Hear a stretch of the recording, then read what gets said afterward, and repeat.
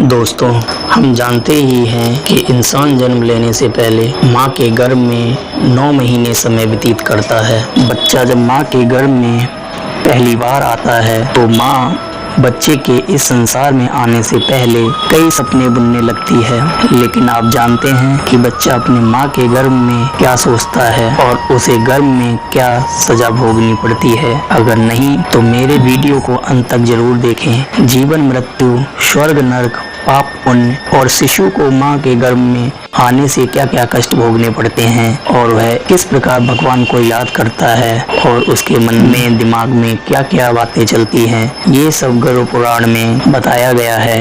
एक बार गरुड़ जी भगवान श्री विष्णु से पूछते हैं कि हे प्रभु, जब कोई शिशु अपने माँ के गर्भ में होता है तो वह क्या सोचता है। तब भगवान श्री विष्णु कहते हैं, गर्भस्थ जीव को अपने पूर्व जीवन का ज्ञान रहता है। वह गर्भ में सोचता है, अब मैं मलाद में रहने वाले छोटे छोटे कीटाणु की एक विशेष योनि में हूँ कि आयु के समाप्त होने के बाद पहले मैं एक बैल था, फिर सर्प बना, फिर कीड़ा बना।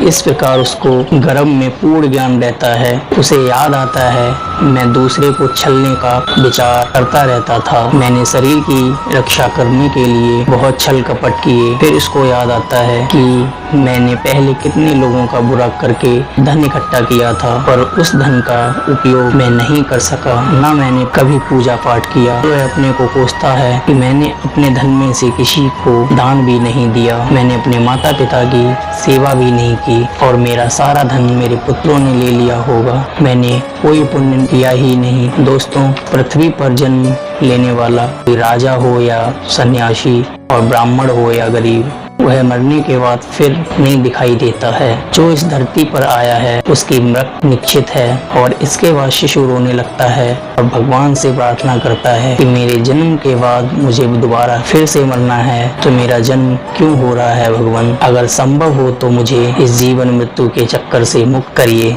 गरुड़ पुराण के अनुसार शिशु भगवान से कहता है कि मैं पृथ्वी पर नहीं जाना चाहता, पृथ्वी पर जाने से मुझे पाप करने पड़ते हैं और फिर नरक में जाना पड़ता है। और वह 9 महीने तक भगवान से प्रार्थना ही करता रहता है और जन्म लेने के बाद वह सब भूल जाता है। साइंस के अनुसार जन्म लेते समय शिशु को काफी पीड़ा का सामना करना पड़ता है, जिसके कारण उसके मस्तिष्क पर काफी जोर पड़ता है, शायद इसी के कारण उसको कुछ याद नहीं रहता। और गरुड़ पुराण के अनुसार शिशु जब पृथ्वी की हवा में सांस लेता है तो वह सब भूल जाता है, इसी कारण वह जन्म के समय रोता है। और गरुड़ पुराण में यह भी बताया है, जब शिशु 6 महीने का हो जाता है तब उसको भूख प्यास सब लगने लगती है और माँ के गर्भ में अपना स्थान बदलने के लायक भी हो जाता है, जिसके कारण उसको काफी पीड़ा होती है। जब माँ कुछ खाती पीती है तो वह उसकी कोमल त्वचा से होकर गुजरता है, जिसके कारण वह बेहोश भी हो जाता है और 6 महीनों के बाद उसका सर नीचे की ओर और पैर ऊपर हो जाते हैं और वह चाहकर भी इधर उधर हिल नहीं सकता और भगवान से कहता है कि इस बार मैं अच्छे कर्म करूंगा और आपकी आराधना करूंगा। और अपने आसपास गंदगी देखने के बाद भगवान से कहता है, मुझे यहाँ से कब निकालोगे।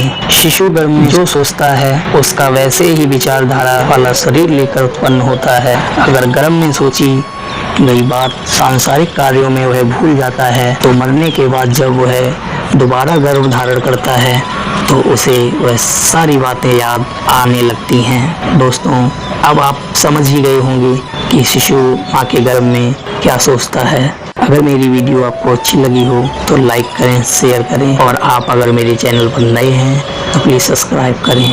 वीडियो पूरी देखने के लिए धन्यवाद।